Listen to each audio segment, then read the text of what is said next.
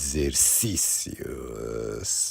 Beleza, bom demais. Então agora que a gente já passou pela parte da videoaula onde eu trato da equação de equilíbrio para cada caso particular e também que eu expliquei para vocês o elemento de viga através da formulação de Euler e Bernoulli, é chegada a hora da gente fazer exercícios de treinamento. Então na minha época a gente costumava falar que a vida é difícil, que a vida é mó barra, e aqui vai ter barra, viga e mola, então você imagina a dificuldade. Então, para a gente começar bem e ter gás nessa hora da madrugada, vamos fazer um aquecimento aqui, ó. Primeiro para mostrar que o plantão de elementos finitos aqui comendo solto aqui na internet. Vamos fazer um aquecimento aqui, vamos soltar som na caixa, maestro. Entra na tua casa, toque de colher, evita contágio, corre se proteger. Não temos mais controle. Não temos o que fazer, não queremos sangue, não queremos adoecer. Muito bom, pra gente começar a milhão. Então o lance é o seguinte, nós vamos fazer esse exercício aqui, que é um exercício onde eu peço uma série de informações que a gente já trabalhou anteriormente. Só quero deixar um aviso, porque dependendo da lista de exercícios que você estiver fazendo, tinha uma época que eu resolvi esse exercício com 30 graus aqui, eu passei para 25. Então o exercício pede o seguinte, para determinar a posição de equilíbrio do sistema e a geometria deformada quando essa estrutura estiver sujeita a 6 kN nesse local. Daí também eu peço para vocês calcularem o coeficiente de segurança à flexão no centro do elemento 1, que é esse carinha aqui, o deslocamento vertical no ponto W, e o ponto W está localizado no elemento 3, e eu também gostaria de saber as reações de apoio. E obviamente eu preciso identificar quais são as regiões onde eu tenho apoios, e são essas daqui, no nó 3, no nó 5 e no nó 6. O enunciado do exercício estabelece que se eu tiver elementos de molas, e a gente sabe que eu tenho um elemento de mola, porque o elemento de mola é sempre um elemento de mola, ele é um elemento de mola, ele nunca deixará de ser um elemento de mola,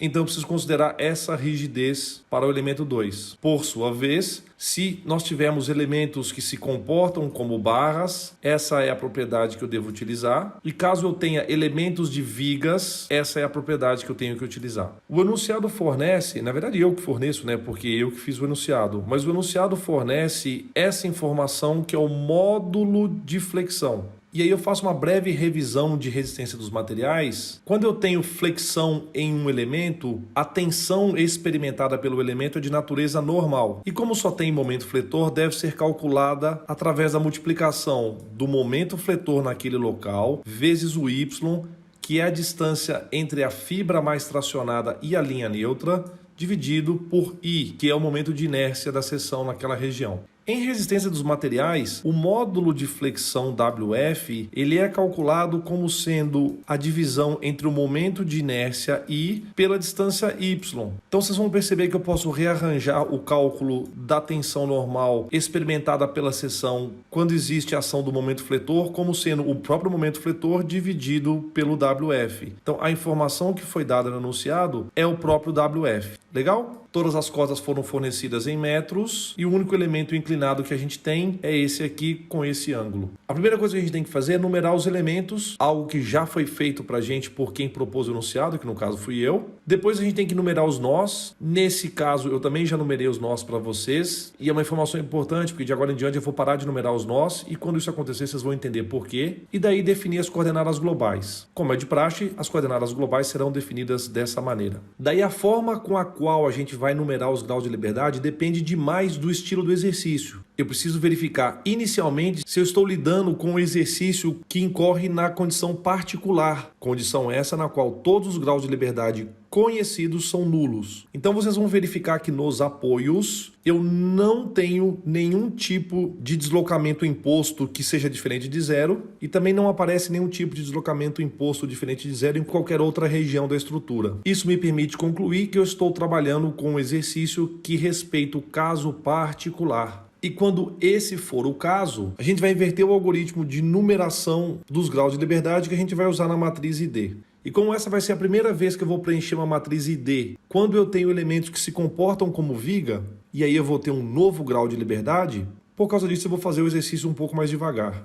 Então eu vou usar um padrão de cores agora só para diferenciar a resolução do exercício caso você queira estudar posteriormente vendo meus vídeos. Então eu vou zerar os graus de liberdade que são nulos, mas eu vou fazer essa numeração usando duas cores diferentes. Aqueles graus de liberdade que forem flagrantemente nulos, eu vou desenhar em verde.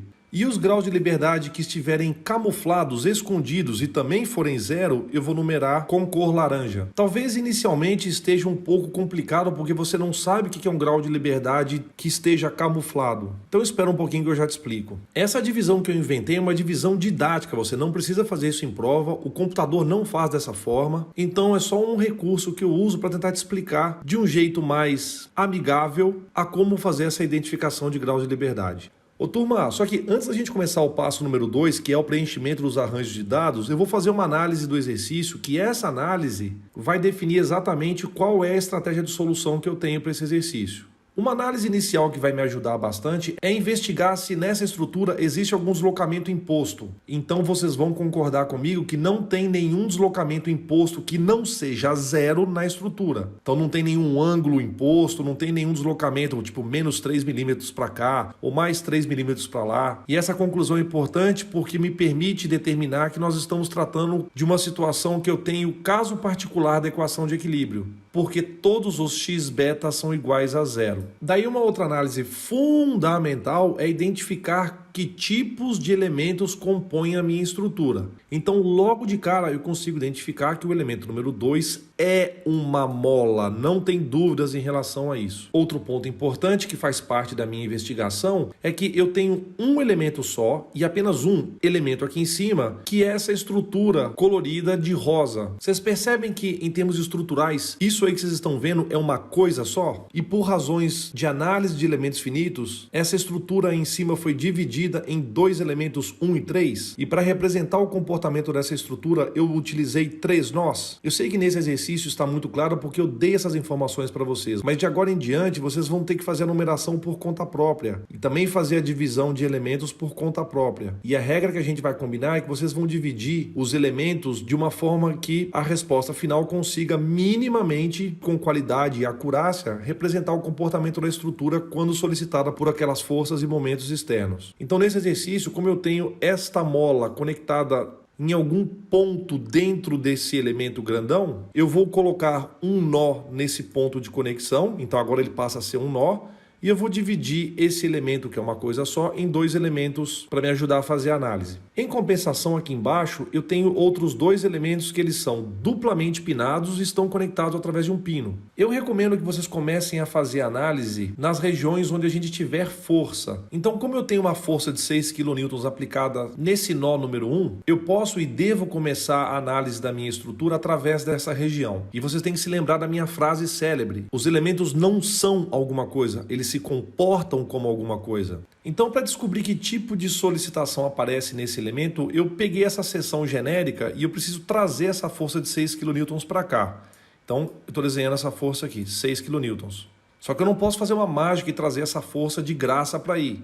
Eu tenho que manter a estrutura em equilíbrio estático.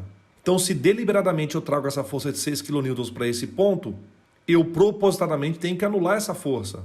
Então agora a estrutura está em equilíbrio estático, tem 6 em cima, 6 embaixo.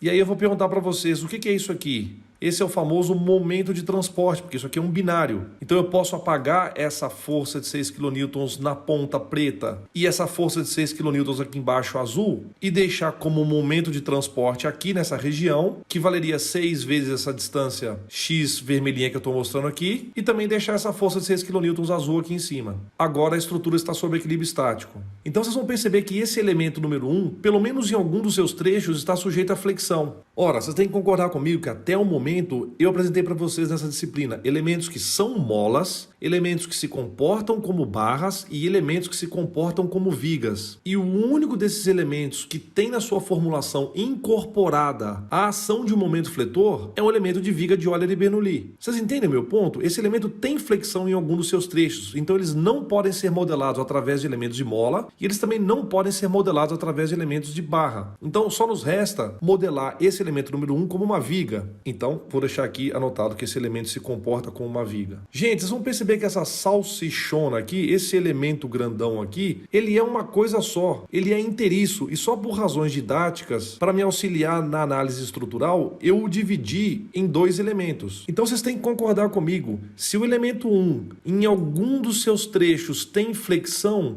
muito provavelmente, mas muito provavelmente, o elemento que está estruturalmente conectado a ele também tem flexão em algum dos seus trechos, tornando a necessidade de eu modelar o elemento número 3 também como um elemento de viga. Maravilha! Agora o elemento número 2 a gente já sabe que é um elemento que é uma mola. Então a conexão dessa parte de cima da estrutura com essa parte de baixo é feita através de uma mola, e a gente sabe que mola só transmite força axial. Então essa mola estará ou tracionada ou comprimida. Por causa disso, aqui nesse nó número 4, a gente só terá uma força ou para baixo ou uma força para cima. E essa força está aplicada no pino. Isso faz com que os elementos 4 e 5, que são duplamente pinados, estejam sujeitos a forças puramente axiais. E isso se encaixa perfeitamente com a condição para que eles se comportem como elementos de barra. Repetindo, são elementos duplamente pinados sujeitos exclusivamente a cargas axiais. Portanto, eu encerro a modelagem inicial dessa estrutura, permitindo que eu progrida para a próxima fase do exercício, que é o preenchimento dos arranjos de dados, que é exatamente o que eu vou fazer na próxima videoaula.